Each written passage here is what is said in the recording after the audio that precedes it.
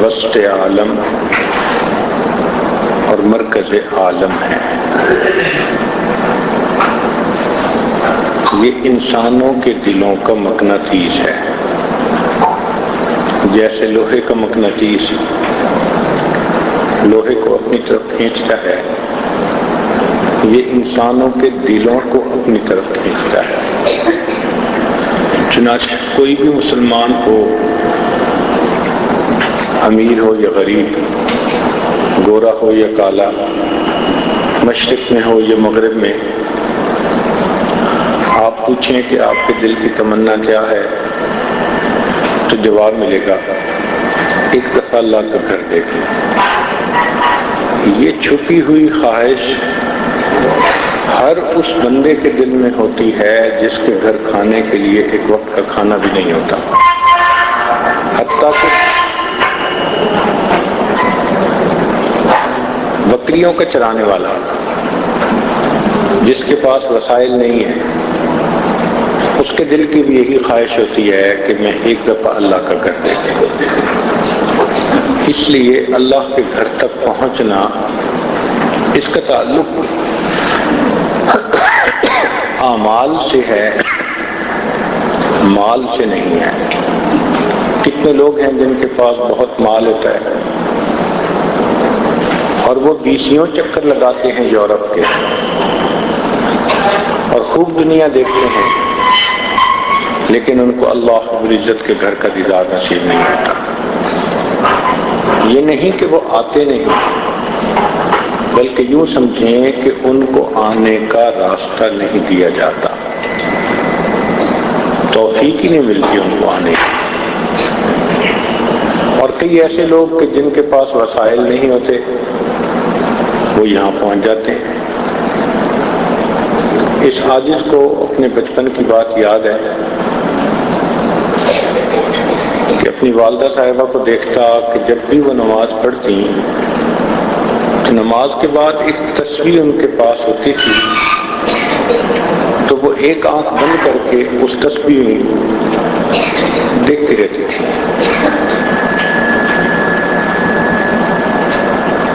تو جب دیکھ چکتی تو میں کہتا کہ امی مجھے بھی دکھائیں، تو مجھے بھی دکھاتی۔ تو تسبیح کے اندر اصل میں اس زمانے میں بیت اللہ کی چھوٹی سی تصویر ہوتی تھی، جو ایک طرف سے آنکھ بند کر کے دیکھتے تھے تو نظر آتی تھی۔ تو امی اس کو بہت دیر تک بیٹھ کر دیکھتی رہتی تھی۔ تو اس زمانے میں مجھے یہ اندازہ نہیں تھا کہ یہ کس کی تصویر ہے، البتہ اتنا پتہ چلتا تھا کہ بھئی کوئی مسجد جیسی کوئی جگہ ہے۔ یہ ان کے دل کی ایک تڑپ تھی کہ وہ تصور کی آنکھ سے دور بیٹھے اللہ کے گھر کو روزانہ دیکھتی تھی اور پھر دعائیں مانگتی تھیں کہ اللہ اس گھر تک پہنچنا آسان کر دے۔ مالی وسائل نہیں تھے ابتدا میں کہ وہ پہنچ پاتی، مگر محبت کا جذبہ بالآخر رنگ دکھاتا ہے۔ اللہ رب العزت نے اپنے گھر تک آنے کا راستہ ان کے لیے کھول دیا۔ جب بیت اللہ کو دیکھا تو تب بات سمجھ میں آئی کہ زندگی کے سالوں اس کی یاد میں اور تڑپ میں انہوں نے اپنے گھر میں گزارے۔ تو لوگ زندگی کے کئی سال تڑپتے ہیں یہاں آنے کے لیے، بالآخر جا کر کہیں راستہ کھلتا ہے، اور پھر اللہ تعالیٰ بغیر اسباب کے راستے کھول دیتے ہیں۔ حضرت مولانا ادریس کاندھلوی رحمۃ اللہ علیہ جامعہ اشرفیہ کے شیخ الحدیث تھے اور مفسر قرآن بھی تھے، بہت بزرگ آدمی تھے۔ وہ لاہور کے ایک گوالے کا واقعہ سنایا کرتے تھے۔ گوالا کہتے ہیں جس آدمی نے بھینسیں پالی ہوں اور ان سے دودھ لیتا ہو، بیچتا ہو، اس کو گوالا کہتے ہیں۔ فرماتے تھے کہ ایک نوجوان تھا لاہور کا، اس کے دل میں بڑا شوق تھا کہ میں اللہ کا گھر دیکھوں، لیکن اس کے پاس وسائل نہیں تھے. ہمیشہ دعا مانگتا، روتا، تڑپتا. حج کا موسم آتا، گزر جاتا، اور اس کی اس تڑپ میں اضافہ کر جاتا. ہر سال اس کی تڑپ پہلے کی نسبت بڑھتی جاتی. ایک مرتبہ اس نے ٹھان ہی لی کہ میں نے اب اللہ کے گھر کو جا کر دیکھنا ہے. نہ اس کے پاس کاغذات، نہ پاسپورٹ، نہ کوئی اور چیز. یہ وہ زمانہ تھا جب ہوائی راستے سے حج کے لیے نہیں آیا جاتا تھا، بلکہ بحری راستے تھے. ایک جہاز تھا جس کا نام تھا سفینۃ الحجاج. وہ کراچی سے چلتا تھا اور حاجیوں کو لے کر مکہ مکرمہ آتا تھا، جدہ آتا تھا. ملک کے بہت سارے شہروں میں لوگوں کو یہ بھی پتہ نہیں تھا کہ حج کے لیے جاتے کہاں سے ہیں. اس زمانے میں اتنا بھی پتہ نہیں تھا. فرماتے ہیں کہ اس نے بس کہنا شروع کر دیا کہ میں نے حج پہ جانا ہے. کیسے جائیں کچھ پتہ نہیں. سنا اس نے کہ بھئی کچھ عرصے کے بعد حج کا موقع آنے والا ہے. لوگوں سے پوچھنا شروع کر دیا کہ بھئی حج پہ جاتے کہاں سے ہیں. کسی نے کہہ دیا کہ میاں ریلوے اسٹیشن ہے نا لاہور کا، وہاں سے ٹرین چلتی ہے کراچی جاتی ہے، وہاں سے جہاز چلتا ہے جو جدہ جاتا ہے. چنانچہ وہ لاہور کے ریلوے اسٹیشن پر پہنچ گیا. کبھی اس پلیٹ فارم پہ، کبھی اس پلیٹ فارم پہ، کبھی اس سے پوچھ رہا ہے سواری سے، کبھی کسی کام کرنے والے گورنمنٹ کے کسی بندے سے پوچھ رہا ہے میں نے کراچی جانا ہے، میں نے کراچی جانا ہے. کئی دن اس کو پلیٹ فارم پر ہی گزر گئے. ٹکٹ تھی نہیں کہ کوئی لے جاتا تھا، اور یہ جانا چاہتا تھا. ایک دن ایسا ہوا کہ ایک کنڈکٹر گارڈ جو تھا وہ اس کے اوپر کچھ اس کو ترس آ گیا. وہ کہنے لگا کہ میں تمہیں سواریوں والے ڈبے میں تو بٹھا نہیں سکتا کہ ٹکٹ نہیں ہے، آؤ میرے ڈبے میں بیٹھ جاؤ، میں تمہیں کراچی اتار دوں گا. لو جی، کنڈکٹر گارڈ نے اس کو اپنے والے ڈبے میں جہاں چھوٹی سی جگہ تھی اس میں بٹھا دیا. یہ بیٹھا رہا، بالآخر کراچی ریلوے اسٹیشن کے اوپر اتر گیا. پھر وہاں پلیٹ فارم سے پوچھنا شروع کر دیا کہ میں نے تو حج پہ جانا ہے، کہاں سے جاتے ہیں؟ کسی نے بتایا میاں ایک جگہ ہے جس کو مدینۃ الحجاج کہتے ہیں، حاجی لوگ سب وہاں جاتے ہیں اور وہاں سے پھر ان کے کاغذات تیار کیے جاتے ہیں اور ان کو جہاز پر بھیجا جاتا ہے. اس نے کہنا شروع کر دیا جی مدینۃ الحجاج جانا ہے. اللہ کی شان کی کچھ سواریاں تھیں جو ریلوے اسٹیشن سے اتری اور وہ مدینۃ الحجاج جا رہی تھیں اور ان کے پاس گنجائش تھی. انہوں نے اس کو بھی کہا کہ آؤ ہمارے ساتھ بیٹھ جاؤ ہماری گاڑی میں.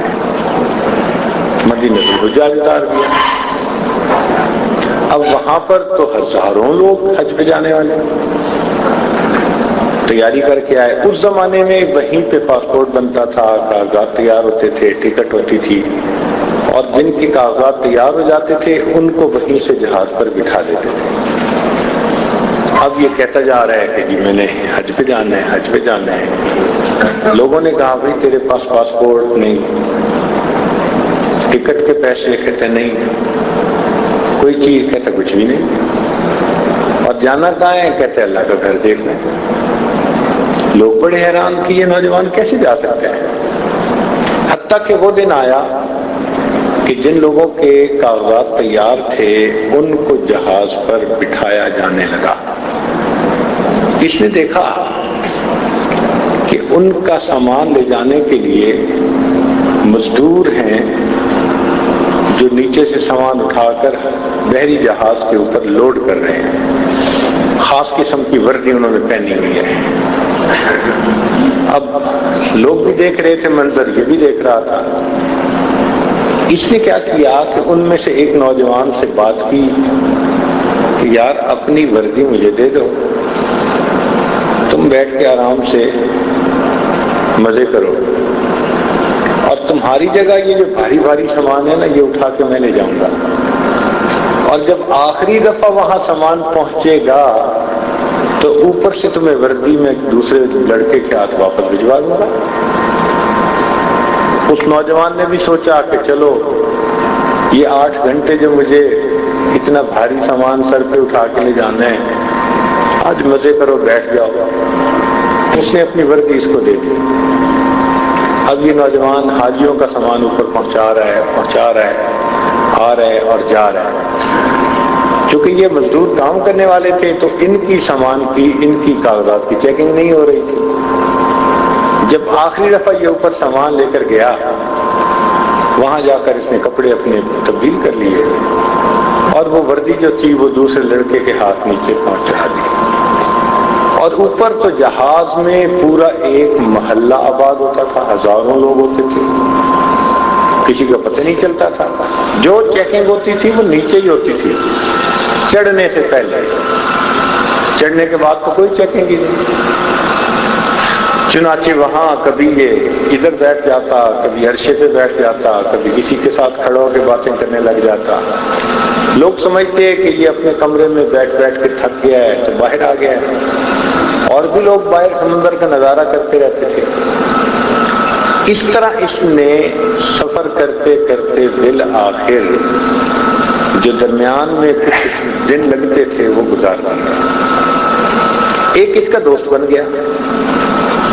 اس نے اپنے دوست کو کہا کہ یار جب وہ جدہ شہر قریب آ جائے نا تو مجھے بتانا۔ اس نے کہا بہت اچھا۔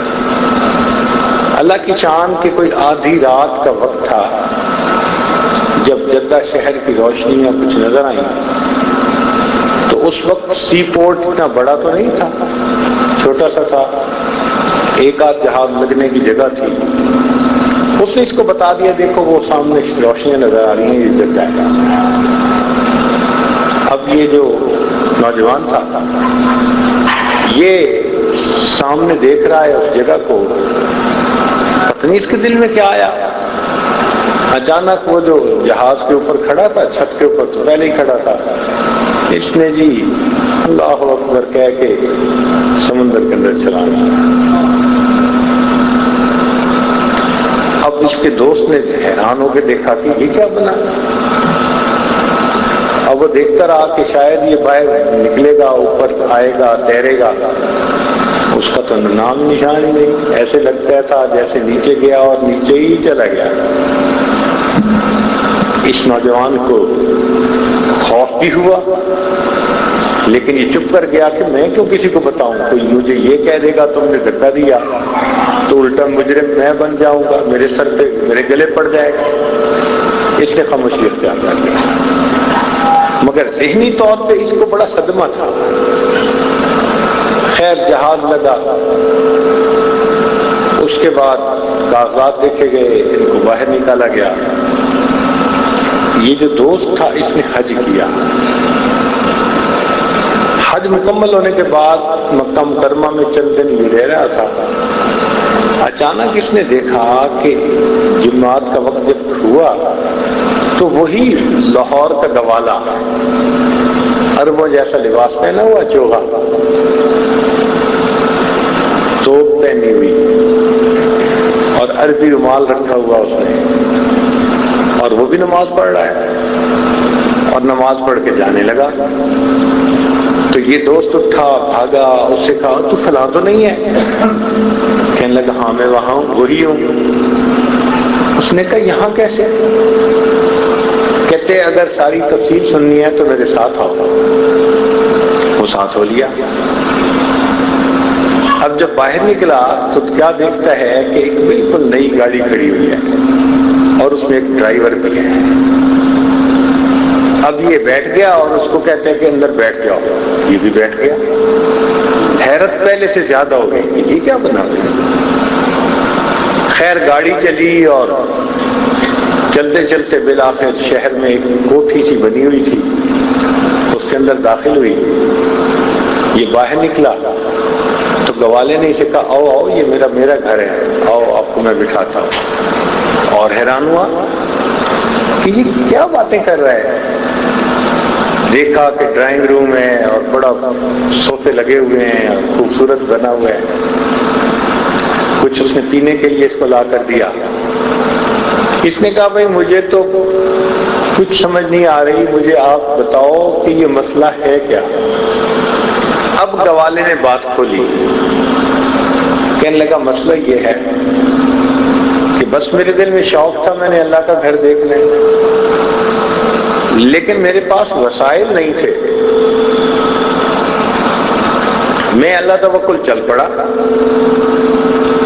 جب تم نے بتایا کہ سامنے جدہ شہر ہے تو میں نے اللہ سے دعا مانگی، اللہ اب چھلانگ لگانا میرا کام ہے، گھر تک پہنچانا تیرا کام۔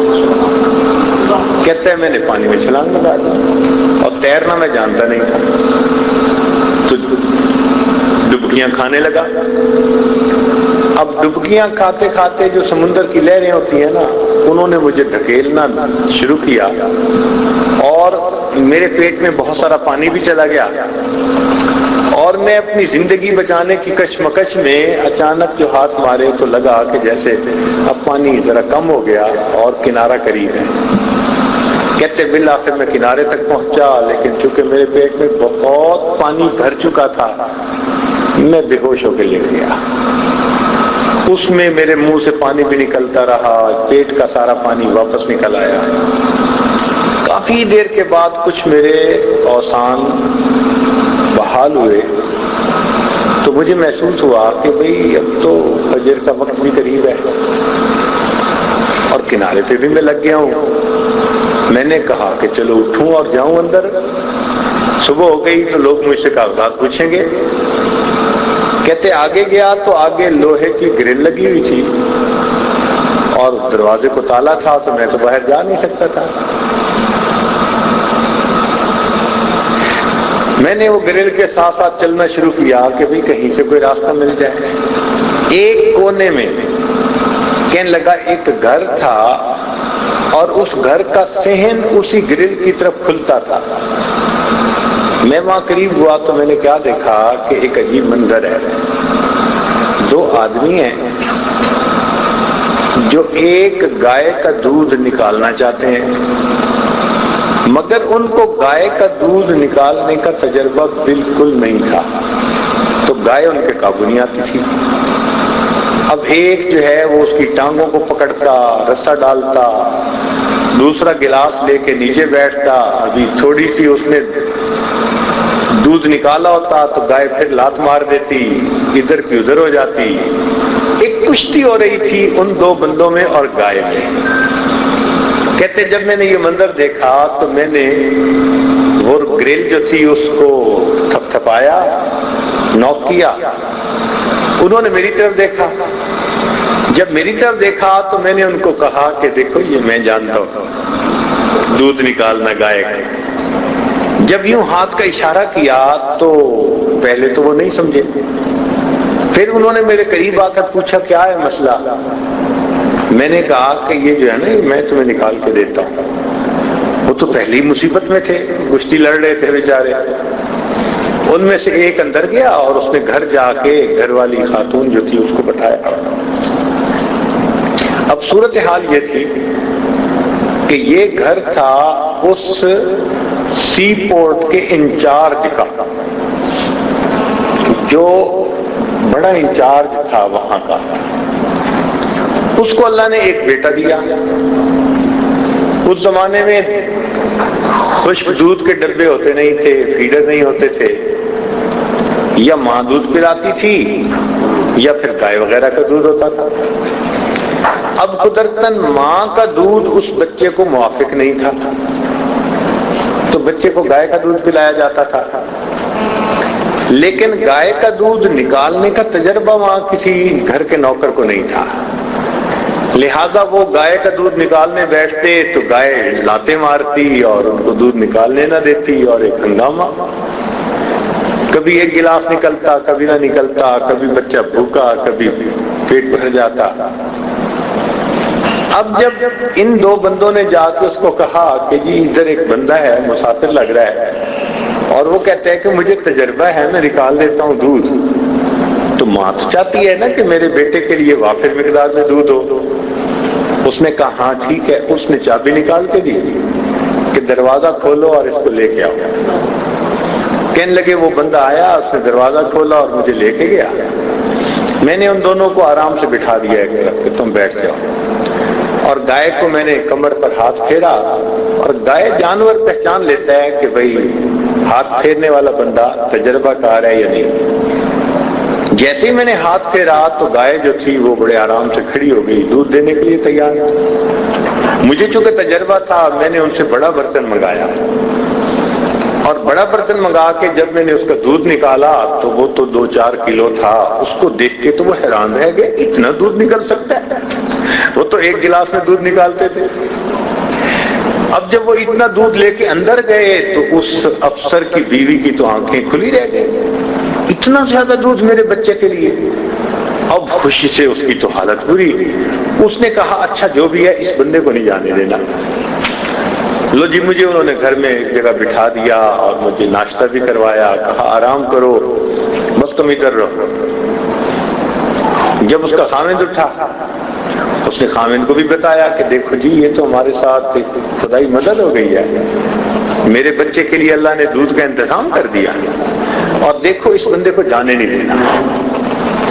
اب وہ افسر آیا، اس نے مجھ سے آ کے مجھ سے کیا کاغذات پوچھنے تھے۔ اس نے مجھے کہا کہ اچھا بھائی تم نے یہاں سے جانا نہیں۔ میں نے کہا نہیں میں نے تو اللہ کے گھر جانا ہے۔ وہ ہر بار کہے کہ تم نے کہیں نہیں جانا، اور میں ہر بار کہوں کہ میں نے اللہ کے گھر جانا ہے۔ وہ مجھے تسلیاں دے، اچھا اچھا تجھے بھیج دیں گے۔ میں خیر اس کے پاس رہنے لگ گیا۔ کوئی 10-15 دن کے بعد اس عورت نے اپنے والد کو فون پر بتایا کہ میرے بچے کے لیے دودھ کا بڑا مسئلہ تھا، وہ اس طرح حل ہو گیا، ہمیں ایک بندہ ملا ہے وہ دودھ بہت اچھا نکال لیتا ہے۔ اس کے والد کی کوئی 10-12 گائیں تھیں، اور اس کو بھی دودھ نکالنے کی پرابلم تھی کہ نوکر چاکر دودھ نکالنا نہیں جانتے تھے۔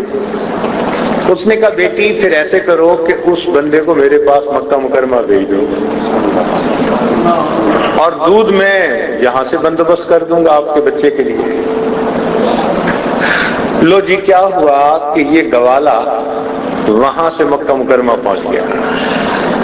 اب اس بندے نے اس کو 1-2 دن اپنے پاس رکھا، کہنے لگا میرے لیے 10-15 گایوں کا دودھ نکالنا کون سا مسئلہ تھا۔ جب میں نے ان کے کئی برتن بھر دیے دودھ سے تو وہ بندہ تو بڑا حیران، وہ مجھے کہ تم نے یہی رہنا ہے۔ میں نے کہا میں نے اللہ کے گھر جانا ہے۔ وہ مجھے سمجھائے تم نے یہی رہنا ہے، میں اسے کہوں نہیں میں نے اللہ کے گھر جانا ہے۔ بالآخر اس نے کہا کہ یار تجھے بھی اللہ کا گھر دکھائیں گے مگر تو نے رہنا یہی ہے۔ دیکھو یہ جو گھر ہے نا یہ میں نے نیا بنوایا تھا، لیکن یہ میں تمہیں دیتا ہوں تم یہاں رہو، اور گاڑی بھی تمہیں دیتا ہوں، اور اب تم اپنے گھر کا پتہ بتاؤ تاکہ آخری جہاز ایک آ رہا ہے ہم تمہارے بیوی بچوں کو بھی وہاں سے منگوا لیتے ہیں۔ کہتے میں نے ان کو عطا پتہ بتا دیا، انہوں نے میرے بیوی بچوں کو منگا لیا، اب میں یہاں رہتا ہوں، حج بھی میں نے کیا، اللہ کا گھر بھی دیکھا، گاڑی بھی میرے پاس ہے، جب چاہتا ہوں حرم میں آ کے نماز پڑھتا ہوں، اور اللہ نے مجھے یہاں پر ہر نعمت عطا کر دی، اور جب میری مراد تھی جو لے کر میں گھر سے نکلا تھا اللہ نے میری مراد کو بھی پورا فرما دیا۔ تو حضرت مولانا ادریس کاندھوی رحمۃ اللہ علیہ یہ واقعہ سنا کر کہتے تھے کاش لاہور کے ایک گوالے کے دل میں اللہ کا گھر دیکھنے کی جو تمنا تھی وہ تمنا ہمارے دل میں بھی آ جاتی، پھر اللہ راستے کھول دیتے ہیں۔ ہمارے اکابر سالوں دعائیں مانگتے تھے، سالوں، اور ایسا بھی ہوتا تھا کہ جب آنے لگتے تھے تو گھر کے برتن بھی بیچنے پڑتے تھے، زیور بیچنے پڑتے تھے، پھر جا کے کہیں خرچہ پورا ہوتا تھا اور پھر جا کر یہاں پہنچتے تھے. ہم پر اللہ رب العزت کا کتنا بڑا کرم ہوا. اللہ نے اپنی رحمت سے اپنے فضل سے ہمیں یہاں آسانی کے ساتھ پہنچا دیا.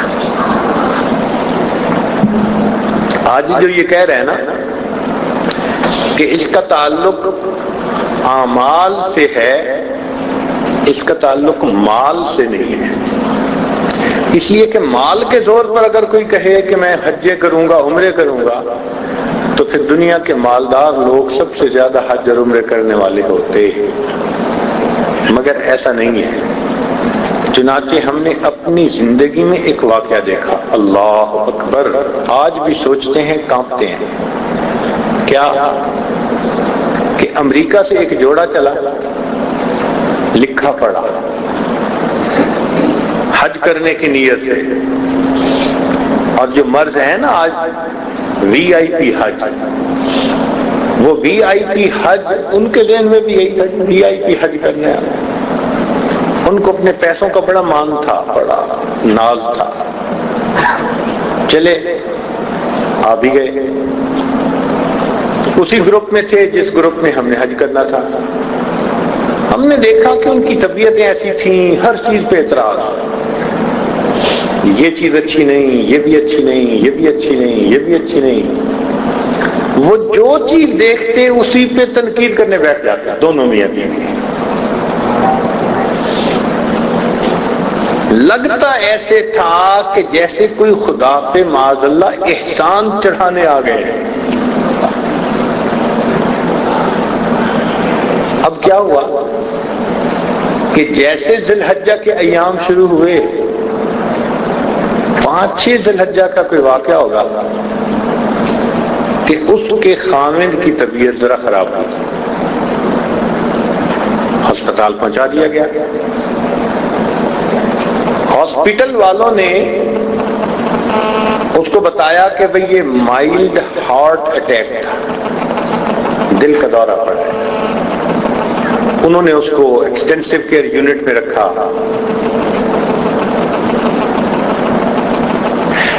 حتیٰ کہ وہ دن آ گیا جب عرفات جانا تھا.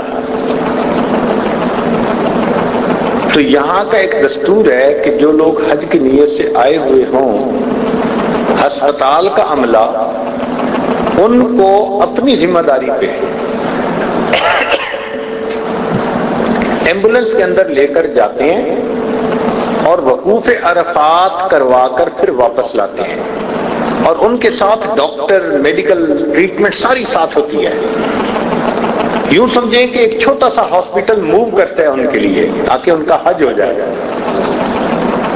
تو انہوں نے اس کو کہا کہ یہ فارم بھر دو تاکہ ہم آپ کی حج کا انتظام کر دیں.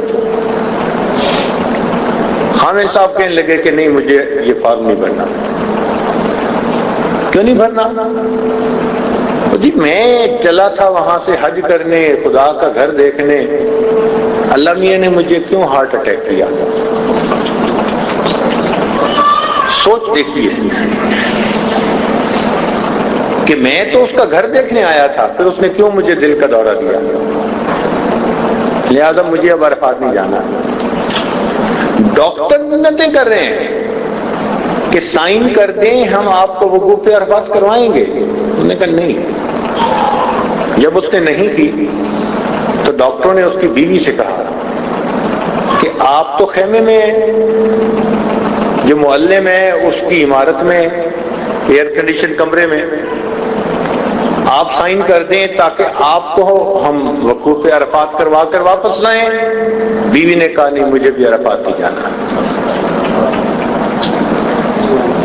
چنانچہ وقوف عرفات سارے لوگ کر کے آ گئے، نہ اس بیوی نے کیا نہ اس خامن نے کیا، اور حج کیے بغیر بالآخر وہ یہاں سے واپس خالی چلے گئے.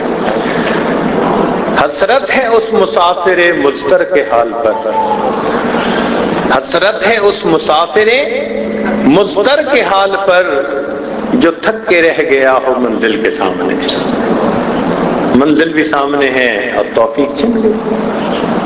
اپنی آنکھوں سے دیکھا ہم نے جو مال کے ناز پر آتے ہیں اللہ قریب لا کے ان کو محروم واپس لوٹا دیتے ہیں۔ اس لیے اس چیز کا تعلق اعمال کے ساتھ ہے، طلب کے ساتھ ہے۔ جتنی طلب ہوگی اتنا اللہ راستے کھولیں گے، ایک دفعہ نہیں بار بار کے لیے راستے کھولیں گے۔ آپ اچھے انداز سے عمرہ کریں، اچھے انداز سے یہاں وقت گزاریں، اللہ آپ کے لیے بار بار کے راستے کھول دیں گے۔ اکثر لوگ یہ سوال کرتے ہیں کہ جی کیسے طریقہ ہے بار بار حج عمرہ کرنے کا؟ چھوٹی سی مثال، اسکول کا اگر ہیڈ ماسٹر ہے نا اور اس نے کرکٹ کی ٹیم کے پلیئرز کے نام لکھنے ہیں، تو جو اچھا کھیلنے والا ہوگا نا اس کے لیے اس کو کسی سے مشورہ کرنے کی ضرورت نہیں ہوتی، اس کا نام وہ پہلے ہی لکھ لیتا ہے۔ مشورے کی بات وہاں آتی ہے جہاں اتنے اچھے پلیئر نہیں ہوتے، یار اس کو رکھیں یا نہ رکھیں۔ جو اچھا کھیلنے والا، سکور بنانے والا، باؤلنگ کروانے والا ہوتا ہے پہلے ہی اس کا نام لکھ دیتا ہے، یار انہوں نے تو آنا ہی ہے، یہ تو ہے ہی صحیح۔ ایگزیکٹ یہی مثال ہے کہ جو آ کر حرم میں اپنی نگاہ کی حفاظت کرتا ہے، اللہ کی یاد کے ساتھ وقت گزارتا ہے، آداب حرم کا خیال رکھتا ہے، عبادت یکسوئی کے ساتھ کرتا ہے، اپنے اللہ کے سامنے سر نیاز جھکا دیتا ہے، پھر اللہ تعالی آئندہ سال کے حجوں اور عمروں میں اس کا نام پہلے ہی لکھوا دیتا ہے۔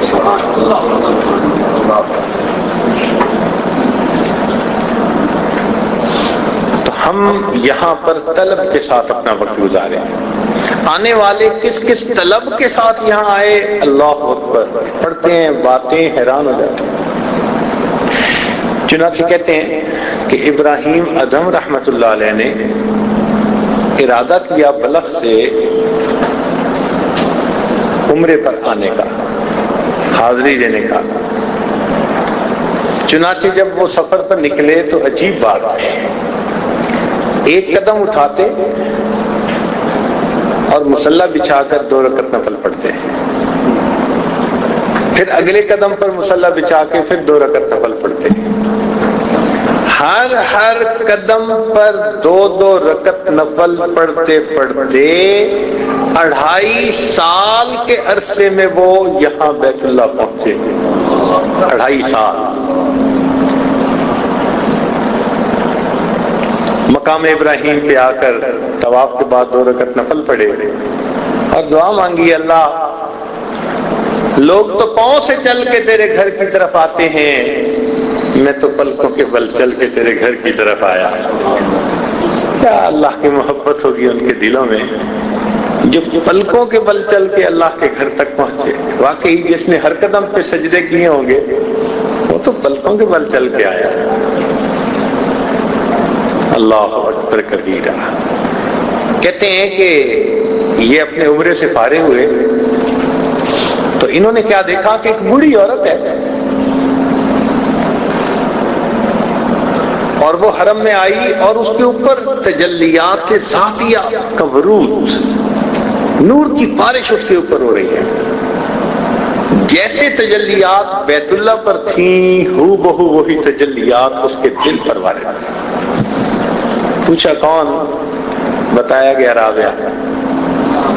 تو ابراہیم ادھم حیران ہوئے اور جا کر کہنے لگے کہ میں تو ہر قدم پر 2 رکعت پڑھ کر یہاں پہنچا اور مجھے بھی یہ مقام نہ ملا کہ یہ تجلیات میرے اوپر آتی جو تجھ پر اتری، آخر تو کون سا عمل کر کے آیا؟ تو رابعہ نے 2 حرفوں میں بات سمیٹ دی۔ اس نے کہا ابراہیم تو یہاں سر نیاز لے کر آیا ہے، میں یہاں دل نیاز لے کر آئی ہوں۔ تو جھکنے والا سر لے کر آیا ہے، میں جھکنے والا دل لے کر آئی ہوں۔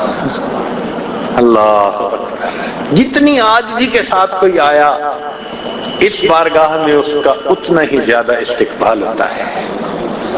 بندے کو بندگی سجتی ہے، جھکے اللہ کے سامنے جتنا جھکا سکے. تو دیکھو آنے والوں نے تو یہاں تک سفر کیے. مالک ابن دینار کا واقعہ تو آپ سن ہی چکے ہیں. فرماتے ہیں کہ گرمی کا موسم، دوپہر کا وقت، چلچلاتی دھوپ، اتنی سخت گرمی تھی کہ پرندے بھی درختوں کے پتوں میں چھپ کر بیٹھ گئے اور چوپائے بھی بیٹھ گئے، انسان بھی اندر سائے میں بیٹھ گئے. باہر کسی چیز کا نام و نشان نظر نہیں آتا تھا. کہتے ہیں کسی ضروری کام کے لیے مجھے باہر نکلنا پڑا. میں گلی میں گیا لیکن سورج جیسے آگ برسا رہا ہو. میں گلی میں سے گزر رہا تھا، میں نے ایک نوجوان کو دیکھا جو دونوں ٹانگوں سے معذور، وہ ایسے گھسٹتا گھسٹتا آگے آ رہا ہے. میں نے قریب سے اس کو دیکھا، پسینے میں اس کے کپڑے بھیگ کے گیلے ہو چکے تھے اور سورج کی دھوپ کی شدت کی وجہ سے اس کا چہرہ سرخ ہو چکا تھا، جیسے دھوپ نے اس کے کھال کو جلا کے رکھ دیا. اور وہ آگے آگے بڑھ رہا ہے.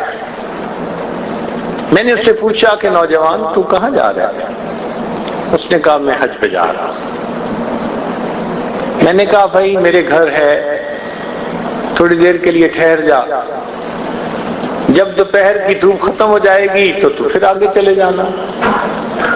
اس نے کہا مالک ابن دینار تو پاؤں کے ذریعے آرام سے چلتا ہے، سفر طے ہو جاتا ہے، میں تو ایک ایک انچ گھسٹ گھسٹ کے آگے بڑھتا ہوں، مجھے وقت زیادہ لگتا ہے. مجھے اس بات کا ڈر ہے کہ اگر میں نے راستے میں رکنا شروع کیا تو ایسا نہ ہو کہ ادھر ایام حج شروع ہو جائیں اور ادھر میرا سفر ہی کہیں ختم نہ ہو. اس ڈر کی وجہ سے میں رکتا نہیں، میں جاؤں گا. کہتے ہیں میں نے اسے مشورہ دیا کہ نوجوان میں تیرے لیے کوئی سواری کا بندوبست کر دیتا ہوں، سواری پہ سوار ہو کے جلدی چلے جانا. کہنے لگے جیسے میں نے یہ کہا اس نوجوان نے غصے کی نگاہوں سے میری طرف دیکھا اور کہنے لگا کہ مالک ابن دینار میں تجھے بڑا عقل مند سمجھتا تھا، یہ کیا تم نے بات کی؟ یہ بتاؤ کہ اگر کوئی غلام اپنے آقا کو ناراض کر بیٹھے اور پھر وہ ارادہ کرے کہ میں اپنے مالک کو جا کر مناؤں، تو بتاؤ اس غلام کو سواری پہ جانا اچھا لگتا ہے یا اس کو گھسٹ گھسٹ کے مالک کے در پر پہنچنا اچھا لگتا ہے؟ کہنے لگے میں نے اس نوجوان کی بات سنی، حیران ہو گیا. وہ نوجوان چلا گیا. فرماتے ہیں کہ اللہ کی شان دیکھیں کہ اسی سال اللہ نے میرے لیے بھی حج کا سفر آسان کر دیا. میں بھی حج میں شریک ہوا. جب میں نے رمی جمار کی پہلے دن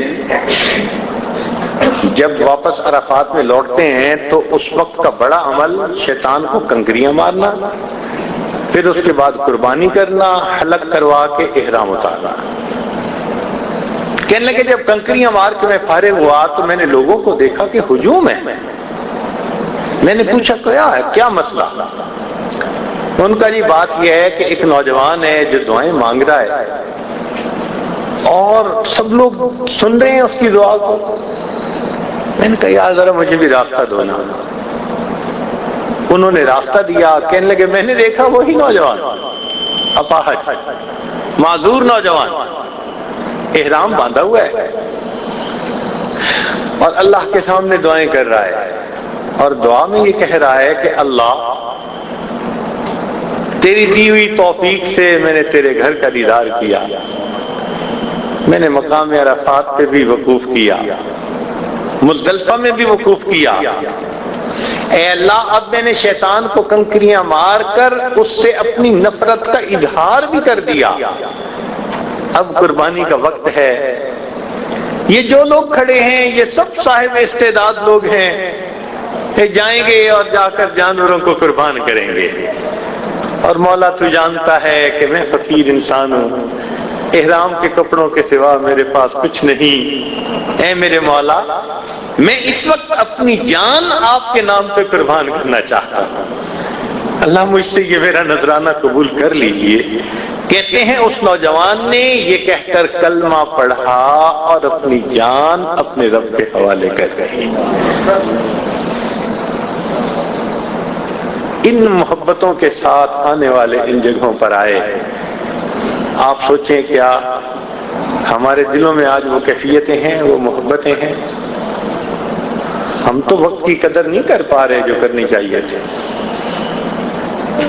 یہ ذہن میں رکھیں کہ ہم اس وقت اپنی زندگی کا انمول وقت گزار رہے ہیں، پرائم وقت گزار رہے ہیں اپنی زندگی کا۔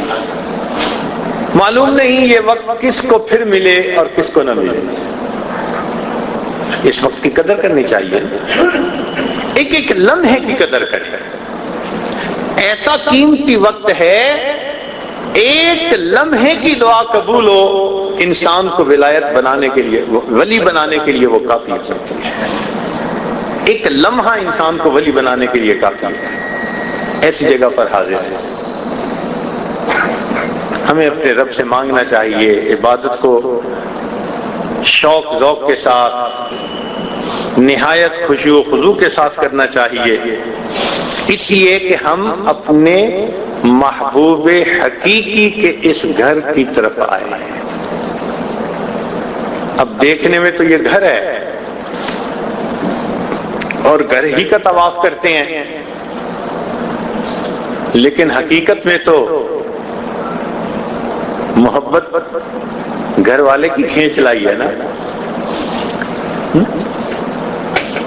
مجنوں نے کہا تھا اطوف علی جدار دیار لیلا، میں لیلا کی گلیوں کا طواف کرتا ہوں، اقبل ذل جدار وذل جدارا، اس دیوار کو بوسے دیتا ہوں، کبھی اس دیوار کو بوسے دیتا ہوں، وما حب الدیار شغفن قلبی، اور اس گھر کی محبت نے میرے دل کو نہیں کھینچا، ولیکن حب من سکن الدیار، جو اس گھر میں رہنے والا ہے اس کی محبت نے میرے دل کو بے خود کر دیا ہے۔ تو ہم جو یہاں آئے تو یہ پتھر کے گھر نے تو نہیں نہ کھینچا، اس لیے فرمایا فَلْيَعْبُدُوا رَبَّ هَذَا الْبَيْتِ، اس گھر کے رب کی عبادت کرو، اس رب کی عبادت کے لیے یہاں پہنچے ہیں۔ مقصود تو ہمارا وہ ہے، اللہ اکبر۔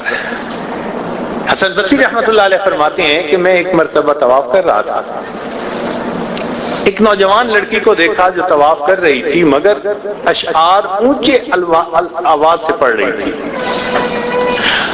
اور وہ اشعار ایسے عاشقانہ تھے کہ جیسے کوئی محب اپنے محبوب کی جدائی میں ترس گیا ہو، تڑپ گیا ہو اور اب ملے بغیر اسے چارہ نہ ہو۔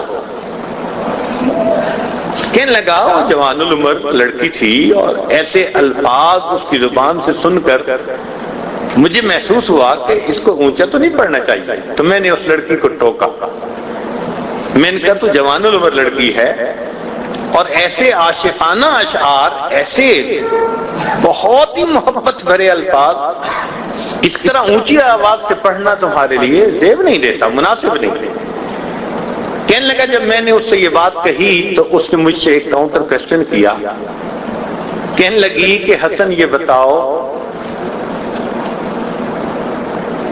اس گھر کا طواف کر رہے ہو یا گھر والے کی تجلیات کا طواف کر رہے ہو؟ اس نے کوسچن پوچھا، گھر کا طواف کر رہے ہو یا گھر والے کی تجلیات کا طواف کر رہے ہو؟ میں نے اسے کہہ دیا میں تو اس گھر کا طواف کر رہا ہوں۔ کہنے لگے جب میں نے یہ کہا تو وہ مسکرائی اور کہنے لگی حسن، جن کے دل پتھر ہوتے ہیں وہ پتھر کے گھر کا طواف کرتے ہیں، اور جن کے دل زندہ ہوتے ہیں وہ اس گھر کی تجلیات والے کا طواف کرتے ہیں۔ اللہ اکبر کبیرہ۔ آنے والے کن محبتوں کے ساتھ آئے اور انہوں نے کیسے وقت گزارا۔ یہ وہی بیت اللہ ہے، وہی تجلیات ہیں، وہی پروردگار۔ ہمیں اللہ نے زندگی میں موقع دے دیا، اس موقع کو غنیمت سمجھ کر تہجد میں ہم اللہ سے مانگیں، نمازوں کے بعد مانگیں، تلاوت کے بعد مانگیں۔ اللہ اکبر۔ ہمارے حضرت مرشد عالم رحمۃ اللہ علیہ فرماتے تھے کہ میں نے زندگی کے ایک حج میں ایسا کیا کہ بیت اللہ کے سامنے بیٹھ کر قرآن کی تلاوت کرتا تھا، ہر آیت کو پڑھ کر وہ آیت جیسی ہوتی، اگر بشارت والی ہوتی تو اللہ سے جنت مانگتا، اگر ڈرانے والی ہوتی تو جہنم سے پناہ مانگتا۔ فرمانے لگے ہر آیت پڑھ کر دعا مانگتے مانگتے بالآخر میں نے الحمد سے والناس تک قرآن مکمل کیا۔ اللہ اکبر کبیرہ۔ ہمارے بزرگوں نے ایسا وقت حرم میں گزارا ہے، ہم بھی کچھ کوشش کر لیں، چلیں پورا قرآن نہ پڑھیں تو قرآن پاک کی کوئی ایک سورت ہی ایسے پڑھ لیں، اس کیفیت کے ساتھ پڑھ لیں۔ اللہ رب العزت ہمیں صحیح کیفیات کے ساتھ، محبت کے ساتھ، شوق کے ساتھ بیت اللہ شریف میں اپنا وقت گزارنے کی توفیق عطا فرمائے۔ وآخر دعوانا ان الحمد للہ رب العالمین۔ تھوڑی دیر کے لیے مراقبہ ہو جائیے، آنکھوں کو بند کر لیجئے، سر کو جھکا لیجئے۔ دنیا اور جو کوئی دنیا میں ہے اس سے ہٹ کٹ کے اللہ رب العزت کی یاد میں ڈوب جائیے۔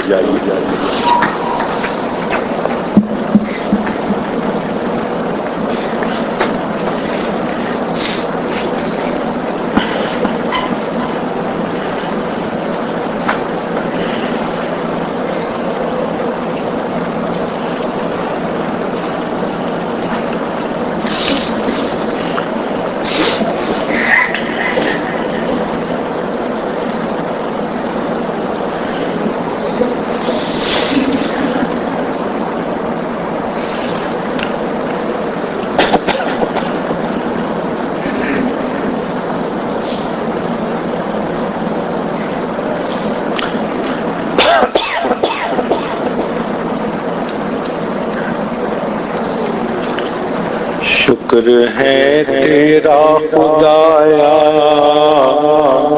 میں تو اس قابل نہ تھا،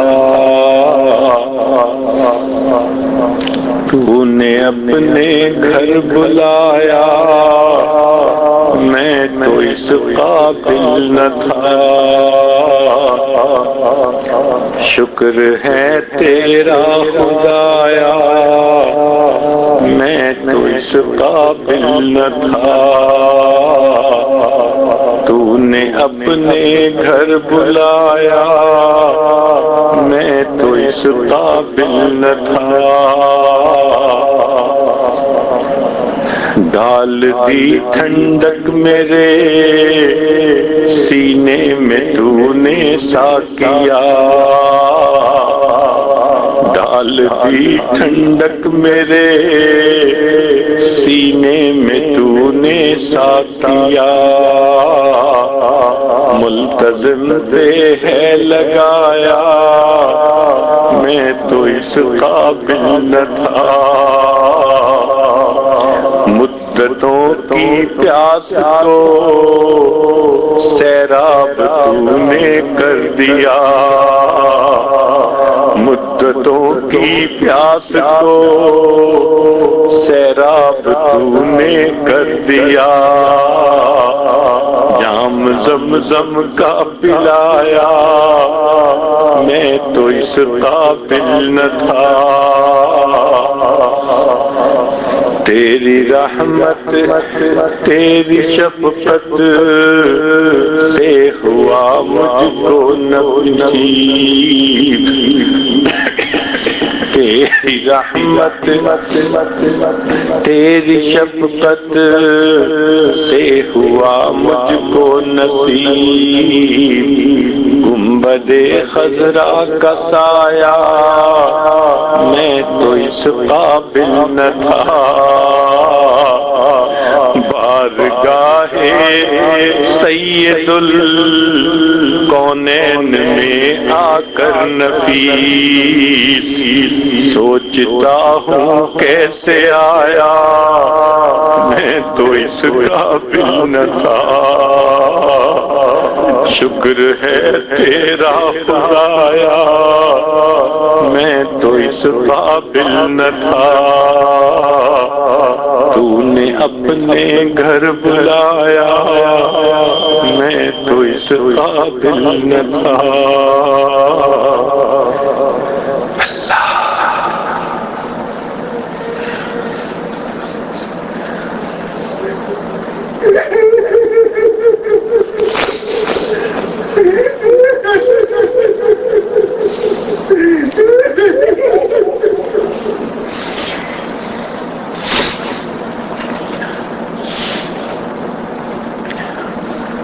لا الہ الا اللہ محمد رسول اللہ. دعا کر لیجیے. سبحان ربی الاعلی اللہم صلی علی سیدنا محمد وعلی آل سیدنا محمد وبارک وسلم. اے مالک ہم آپ کے عاجز مسکین بندے ہیں, ہمارے گناہوں کو معاف فرما, ہماری خطاؤں سے درگزر فرما, ہمارے عیبوں کی پردپوشی فرما. میرے مالک آپ نے اپنی رحمت سے ہمیں اس عظیم جگہ حاضری کی توفیق عطا فرمائی, ہمیں غفلت سے محفوظ فرما, بے ادبی سے محفوظ فرما. اے اللہ ہمیں تکبر سے محفوظ فرما. میرے مولا ہماری حاضری کو قبول فرما, رب کریم ہماری حاضری کو قبول فرما. مولا ہم نے دامن پھیلائے ہیں, امیدوں سے بڑھ کر اس دامن کو بھرپور فرما. اے اللہ ہماری نیک مرادوں کو پورا فرما. اللہ آپ کو منانے کے لیے آئے ہیں, اللہ ہم آپ سے معافیاں مانگنے کے لیے آئے ہیں. اے رب کریم رحمت کی نظر کر دیجیے, اے کریم آقا رحمت کی نظر ڈال دیجیے. تیری ایک نگاہ کی بات ہے, میری زندگی کا سوال ہے. اے مولا مہربانی فرما دیجیے, ہم عاجز مسکینوں کی حاضری قبول کر لیجیے. رب کریم رحمتوں کا معاملہ فرما دیجیے. اے کریم آقا دنیا دار لوگ بھی گھر آئے کا لحاظ کر لیتے ہیں, میرے مولا آپ تو مالک الملک ہیں, حنان ہے, منان ہے, مہربانی فرما دیجیے. اللہ ہمارے دلوں کو دھو دیجیے, دلوں کو منور فرما دیجیے, دلوں کو اپنی تجلیات سے بھر دیجیے, اپنی محبت سے دلوں کو بھر دیجیے. اے اللہ کمینی دنیا کی محبت دل سے نکال دیجیے اور اپنی محبت سے دلوں کو اے اللہ معطر فرما دیجیے. رب کریم ہمیں معصیت کی ذلت سے محفوظ فرما, ہمیں طاعت کی عزت نصیب فرما. اے اللہ یہ وہ جگہ ہے جہاں آپ کے محبوب تشریف لائے. اے اللہ اس جگہ پر اپنی رحمت کے ساتھ اللہ ہمارے گناہوں کی مغفرت فرما دیجیے, رحمت کا معاملہ کر دیجیے. اے اللہ زندگی میں کبھی بھی بے سہارا نہ فرما, کبھی بھی بے آسرا نہ فرما. میرے مولا ہم ناپ تول کے قابل نہیں ہیں, اللہ ہمیں ناپ تول سے محفوظ فرما, فتنے فساد سے محفوظ فرما, آزمائشوں سے محفوظ فرما. ہمارے ساتھ عافیت کا معاملہ فرما. رب کریم رحمتوں کا معاملہ فرما. آپ کے مقبول بندوں نے یہاں آ کر جو نعمتیں مانگی وہ سب نعمتیں ہمیں بھی عطا فرما, اور جن شرور سے پناہ مانگی اللہ ہمیں بھی پناہ عطا فرما. رب کریم ہماری ان دعاؤں کو اپنی رحمت سے قبول فرما. ربنا تقبل منا انك انت السميع العليم تب علينا انك انت التواب الرحيم. صلى الله تعالى على حبيبه سيدنا محمد وآله وأصحابه أجمعين برحمتك يا أرحم الراحمين.